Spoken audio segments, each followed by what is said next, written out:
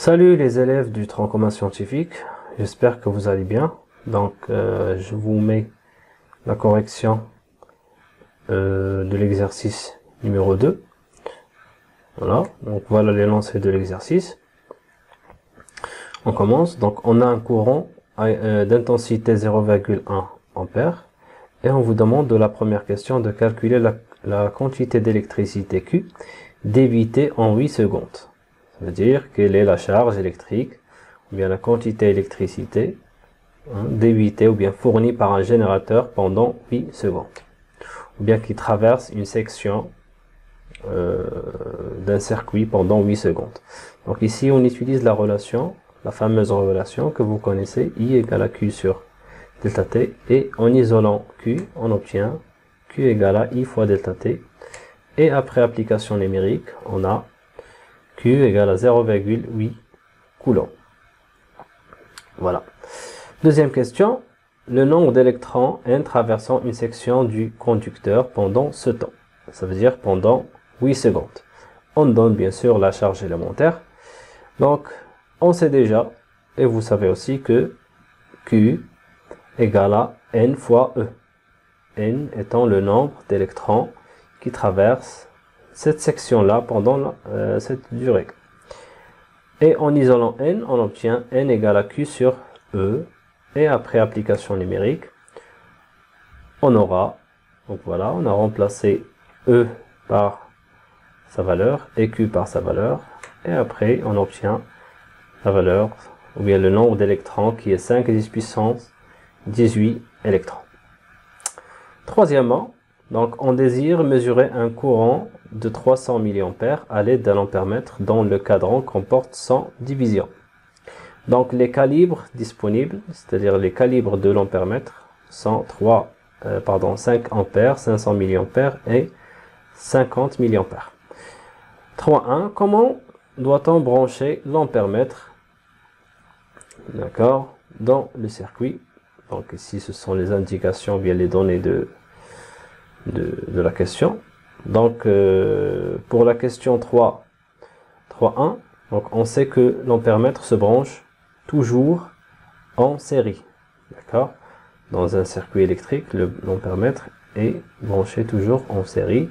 Bien sûr, il faut faire attention parce que les appareils de mesure, que ce soit l'ampèremètre ou bien le voltmètre, possèdent une borne dite COM, d'accord. On trouve COM marqué au-dessus de l'entrée de l'ampèremètre. Donc cette borne-là, elle doit être reliée directement à la borne négative du générateur. Donc la borne COM doit être reliée à la borne négative, voilà, du générateur. 3.2. Quel calibre doit-on choisir? Justifier la réponse. Donc ici, on dispose de 3 calibres.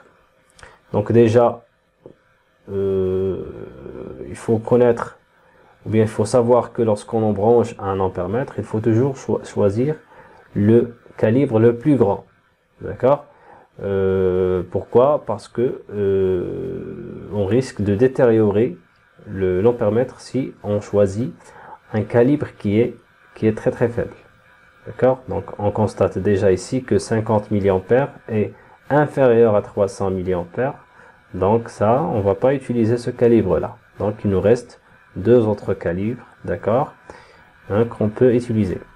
Donc là, le calibre ici doit être supérieur ou égal à la valeur de l'intensité du courant. Donc, et on a 300, elle est supérieure à 50 mA. Ça, c'est le calibre qui doit être supérieur et non pas I. Donc 50, on va exclure cette valeur-là, ou bien ce calibre-là. Il nous reste 2 autres calibres. Donc, un autre critère, il faut, ou bien le calibre choisi, il faut qu'il nous donne une déviation importante. Ça veut dire la déviation la plus grande de l'aiguille. D'accord? Et pour connaître le calibre qui va donner la plus grande déviation, il suffit tout simplement de choisir le calibre le plus proche à 300 mA. D'accord?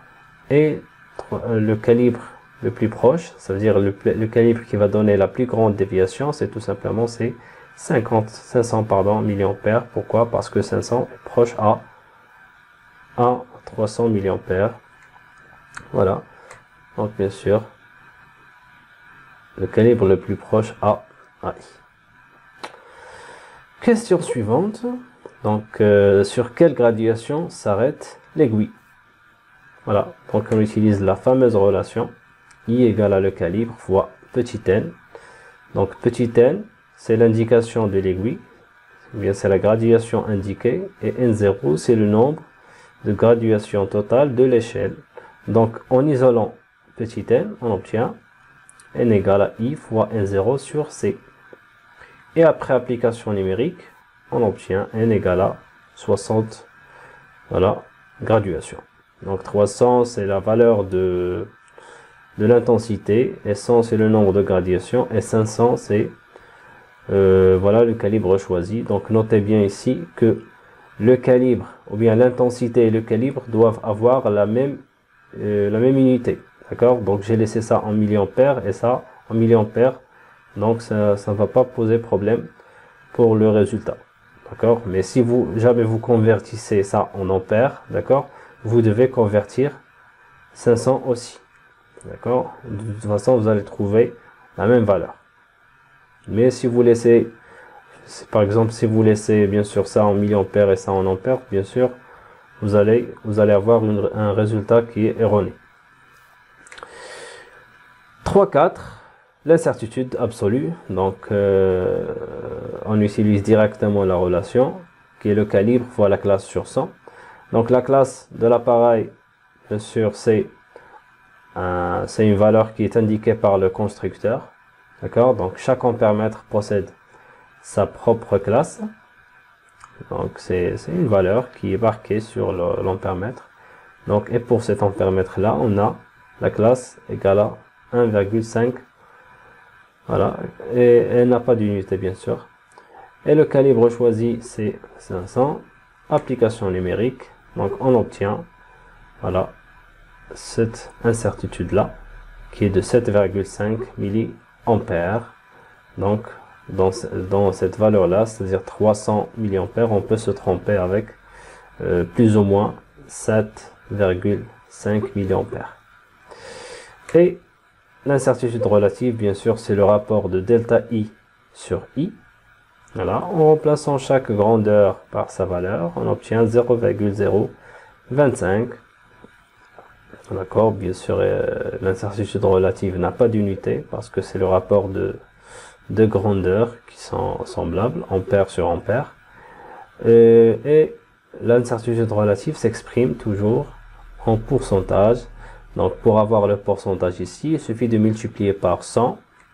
Voilà, on obtient l'incertitude l'incertitude relative, ou bien la précision. Donc l'incertitude relative est dite précision aussi, 2,5 qui est une bonne précision.